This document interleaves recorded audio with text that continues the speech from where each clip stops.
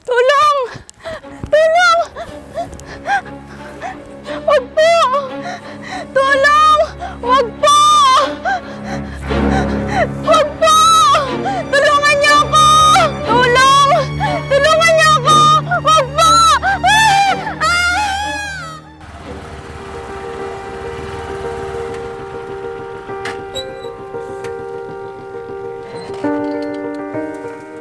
Salamat po, kuya.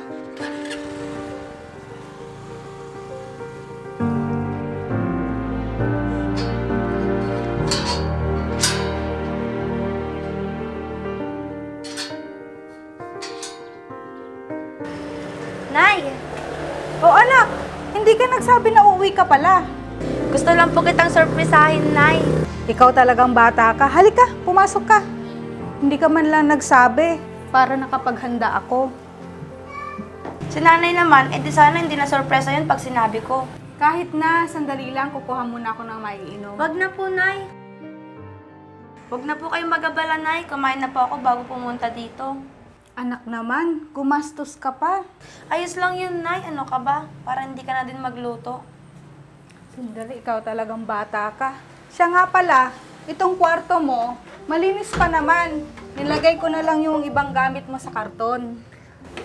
Ayos pa rin yung kwarto ko. Maganda pa rin. Nakakamiss dito, Nay. Yung ibang gamit mo nga pala, anak, nilagay ko na sa karton. Namiss ko tong kwarto ko, Nay. Wala pa rin pinagbago. Wala naman akong binago dito, anak. Kung ano yung iniwan mo dito noon, ganun pa rin naman. Kamusta pala yung biyahe mo? Buti hindi ka na traffic. Hindi naman po, Nay. Mabilis lang naman po yung biyahe ko. Mamaya ko na lang pala ibibigay yung kumot at punda. O sige, maghahanda lang muna ako ng pagkain natin mamaya. Sige po, Nay.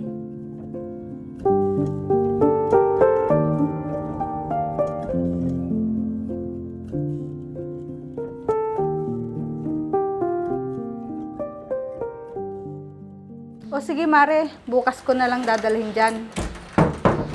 Nay, alis muna ako, ha. O, saan ka naman pupunta? Diyan lang po sa mga kababata ko dati. Tsaka may bibili na din po ako sa tindahan, Nay. Ah, ganun ba? O sige. Sige po, Nay. Ah, sandali lang, anak. Oh, Nay, bakit? Maipapabili ka din ba?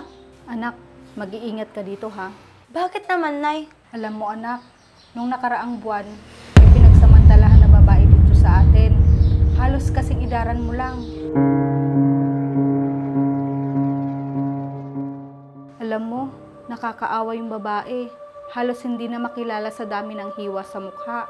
Balita ko, hindi daw taga rito yun. Yung salarin, Nay, nahuli na ba? Yun na nga eh, hanggang ngayon, hindi pa nahuhuli ang salarin.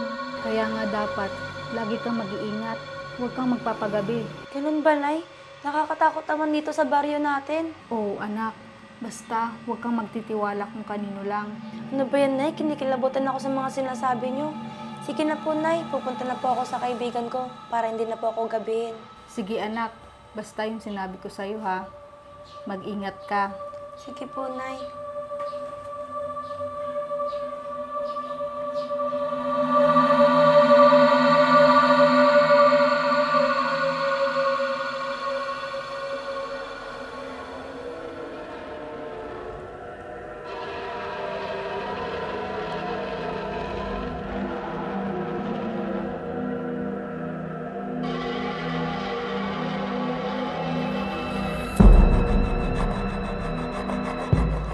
Lasing ka naman kahapon eh. Hindi nga ako nakakondisyon.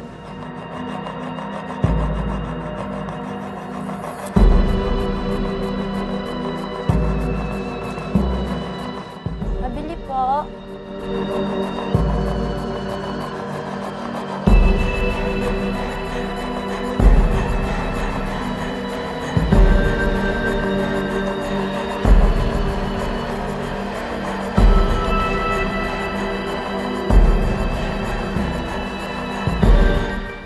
Miss, taga dito ka ba?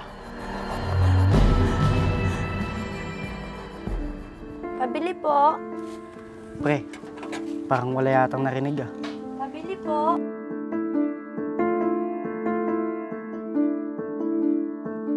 Miss, pwede ba malaman yung pangalan mo?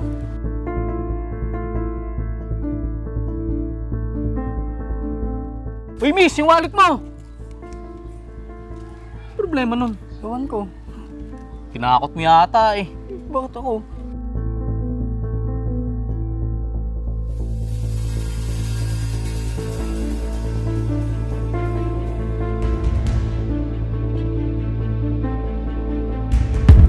Ay!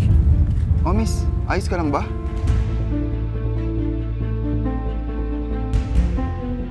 Oh, anong nangyari sa'yo? May umabol ba sa'yo? Ah, yung mga ano kasi, yung mga lalaki kanina. Oh, bakit? Anong ginawa nila sa'yo? Ah, wala. Sige, mauna na ako. Sandali lang, miss. Ihatid na lang kita. Baka kasi mapano ka pa. Huwag kang mag-alala. Hindi naman ako masamang tao. Tagasan ka ba? Tsaka, anong pangalan mo? Ah, May nga pala ang pangalan ko. Taga rito ako pero malayo pa yung uuwian ko. Ah, ganun ba? Sige, huwag kang matakot. Kung gusto mo, samahan na lang kita makauwi sa inyo. Ayos lang ba sa'yo, kuya? Oo naman. Tsaka, huwag mo na ako tawagin kuya. Renz na lang. Oh, sige. O tara, hatid na kita.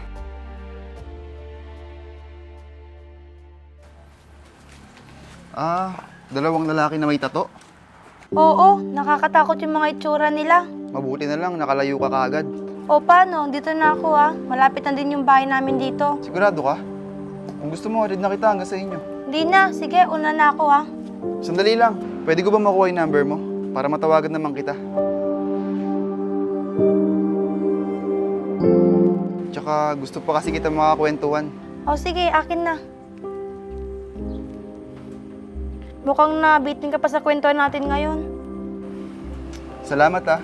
Basta kung kailangan mo ng kasamang gagala dito sa bari natin, sabihan mo lang ako. O sige, ingat.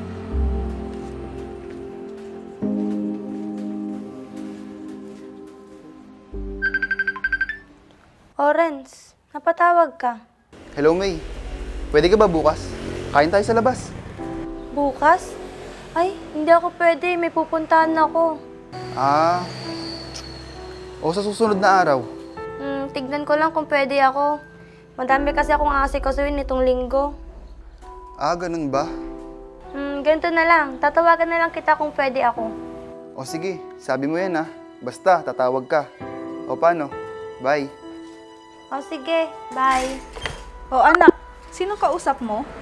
Yung kaibigan ko lang po, Nay. Ah, ganun ba? Siya nga pala anak, yung pinabili mong kandila nasa cabinet na. Sige po, Nay. Tignan ko na lang po mamaya. Sigurado ka ba anak na hindi ka na magpapasama sa sementeryo bukas? Di na po, Nay. Ako na lang po bibisita sa puntod ni Lola. O sige, basta ang bilin ko sa'yo ha, mag-ingat ka. Maya-maya pumasok ka na lang sa loob. Sige po, Nay. Dito muna ako magpapahangin.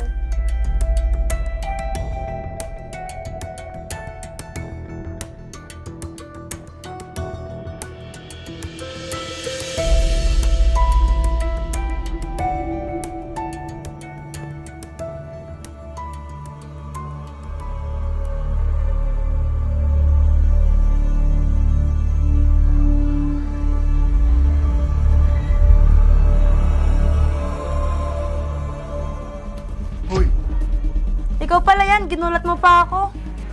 kabadong-kabado ka naman. Anong akala mo sa akin? Bulto? Ba't ka pala nandito? Anong ginagawa mo?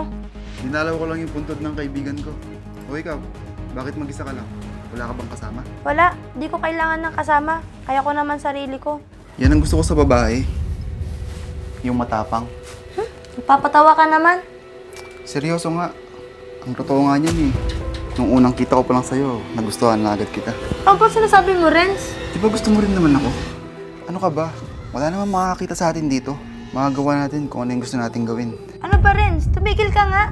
Papakipot ka pa eh. Ano ba, Renz? Anong ginagawa mo?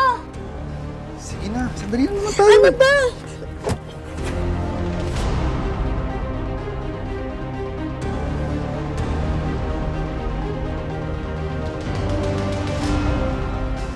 Sige, takbo! Tulong! Tulong!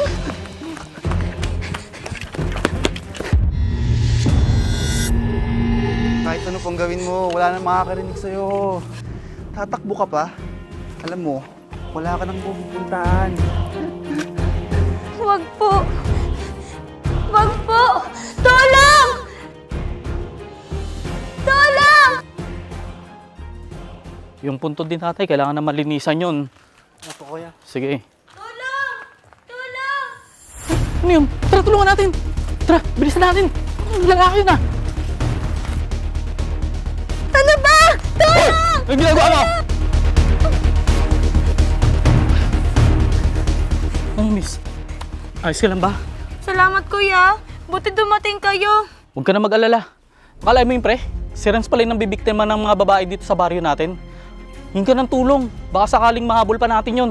Sige pre, hihingi ako ng tulong para mahuli na yung lalaking yan. Sige pre, bilisan mo ah. Huwag ka na mag-alala, miss. Hingi tayo ng tulong sa pulisya para mahuli ang lalaking yan. Maraming salamat talaga, kuya.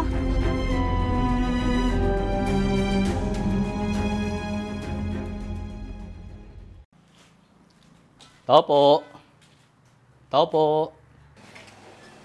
Oh, Jay, ikaw pala yan. Halika, tuloy ka.